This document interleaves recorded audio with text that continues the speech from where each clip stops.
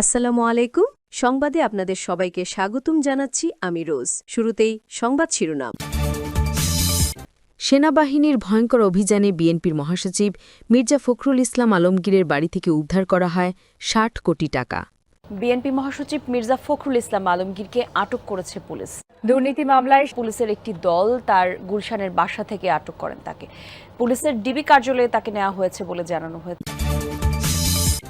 BNP মহাসচিব মির্জা ফখরুল ইসলাম আলমগীরকে তার গুলশানের বাসা থেকে আটক করেছে আইনশৃঙ্খলা রক্ষাকারী বাহিনীর সদস্যরা।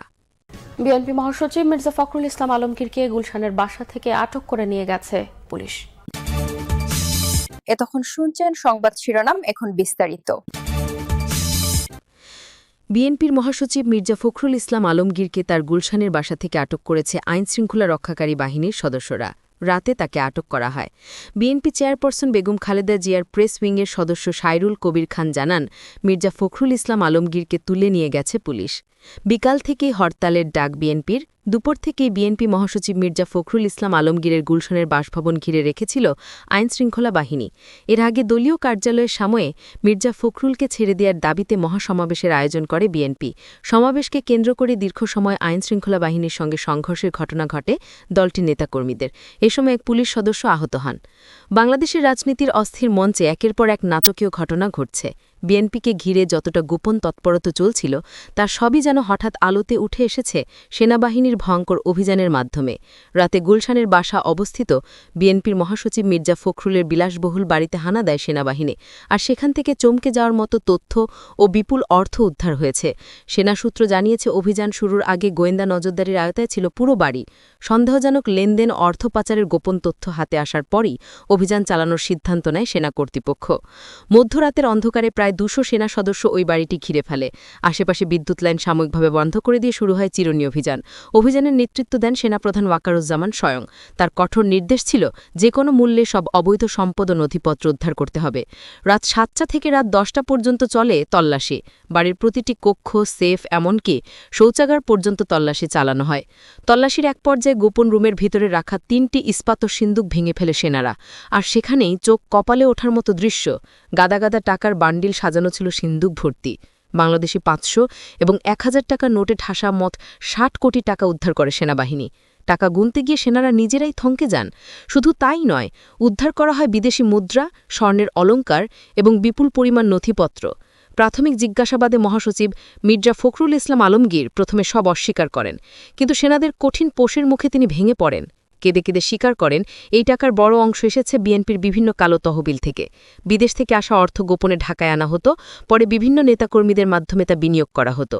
বিএনপির শীর্ষ পর্যায়ের অনেক নেতাই এর সঙ্গে জড়িত বলে দাবি করেন ওয়াকারুজ্জামান। সেনাপ্রধান বিএনপির সব নেতাদের বাসা তল্লাশি করতে বললেন। যাদের বাড়িতে কালো টাকা আছে তাদের ধরে আটক করা হোক। রাজনৈতিক অঙ্গনে একের পর এক সিদ্ধান্ত, আর সেই সিদ্ধান্তের প্রভাব সাধারণ মানুষের মধ্যে ছড়িয়ে পড়তে শুরু করেছে। ঠিক রাতের সময় সরকারি তরফ থেকে আনুষ্ঠানিকভাবে ঘোষণা আসে, বাংলাদেশের বিএনপি দল সন্ত্রাসী দল, যে কোনো সময় বিএনপি দলকে নিষিদ্ধ ঘোষণা করা হতে পারে। এই ঘোষণার সাথে সাথে রাজধানীর বিভিন্ন স্থানে চরম বিশৃঙ্খলা তৈরি হয়। মির্জা ফখরুল সেনাবাহিনীদের সাথে অনেক সময় কথা কাটাকাটি করেন। পরে মির্জা ফখরুলের সবকিছু ফাঁস হওয়ার পর হঠাৎ করে মাটিতে লুটে পড়েন। অভিযানের খবর পেয়ে তারেক জিয়া সেনাপ্রধানকে অনেক অনুরোধ করেন তাকে ছেড়ে দেওয়ার জন্য, কিন্তু সেনাপ্রধান তাকে হুমকি দেন তারেক জিয়াকে, এবং এলাকায় ব্যাপক চাঞ্চল্যের সৃষ্টি হয়। ভোরের আলো ফোটার আগে চারপাশে মানুষের ঢল নামে। শত শত কৌতূহলী মানুষ ভিড় জমায় মির্জা ফখরুলের বাড়ির সামনে। সেনারা এলাকা জুড়ে করা নিরাপত্তা ব্যবস্থা নেয়, যেন কোনোভাবেই ভিতরের তথ্য বাইরে না ফাঁস হয়। রাজনৈতিক মহলে তোলপাড় শুরু হয়েছে এই ঘটনার পর। বিশ্লেষকরা বলছেন, এই অভিযানের মাধ্যমে বিএনপির ভিতরের কালো মুখ উন্মোচিত হল। এত বিপুল অঙ্কের নগদ অর্থ এক নেতার বাড়িতে পাওয়া মানে গোটা দলটির অর্থনৈতিক দুর্নীতির চিত্র এখন প্রকাশ্যে। এদিকে প্রধান উপদেষ্টা ড মোহাম্মদ ইউনূস অভিযানের বিষয়ে সংক্ষিপ্ত প্রতিক্রিয়া বলেছেন, দেশে দুর্নীতিবাজদের কোনো স্থান হবে না। সেনাবাহিনী সঠিক দিকেই এগোচ্ছে। তারই বক্তব্যে পরিষ্কার বার্তা মিলেছে, দুর্নীতি ও রাজনৈতিক কালো টাকা দমনে সরকার কোনো ছাড় দিতে রাজি নয়। সামাজিক যোগাযোগ মাধ্যমেও চলছে তীব্র আলোচনা। ফেসবুক, টুইটার, ইউটিউব জুড়ে ভেসে যাচ্ছে নানা ভিডিও ও মন্তব্য। অভিযানের পর সেনাপ্রধান ওয়াকারুজ্জামান জানাবাদীদের জানান, এটি কেবল শুরু। দেশকে দুর্নীতিমুক্ত করতে আমরা যে কোনো পর্যায়ে অভিযান চালাতে প্রস্তুত। তার এই বার্তা যেন গোটা রাজনীতিক অঙ্গনের জন্য এক কঠিন সতর্কবার্তা। সবশেষে বলা যায়, মির্জা ফখরুলের বাড়ি থেকে বিপুল অর্থ উদ্ধারের ঘটনা শুধু একটি রাজনৈতিক কেলেঙ্কারি নয়, এটি বাংলাদেশের বর্তমান রাজনৈতিক অস্থিরতার প্রতিচ্ছবি। জনগণ এখন তাকিয়ে আছে পরবর্তী পদক্ষেপ কী হবে। বিএনপির অন্য নেতাদের বিরুদ্ধেও কি একইভাবে অভিযান চালানো হবে? একটি বিশেষ স্পষ্ট, এই ৬০ কোটি টাকার রহস্যময় খোঁজ দেশের রাজনীতিকে আরও উত্তাল করে তুলবে। তবে যতদিন যাচ্ছে বিএনপির দুর্নীতি ভেসে আসছে, জনগণ এই দলকে দুর্নীতিবাজ এবং সন্ত্রাসী দল হিসেবে আখ্যা দিচ্ছে। এভাবে চলতে থাকলে বিএনপির উপর থেকে মানুষের মন উঠে যাবে। বিএনপি ক্ষমতায় না থাকা অবস্থায় যা করতেছে আর ক্ষমতায় আসার পর দেশকে শেষ করে দিবে। তাই দিন থাকতে জনগণ এই দলের পক্ষ থেকে সরে যান। সন্ত্রাসী, চাঁদাবাস এবং দুর্নীতিবাস দল বিএনপি।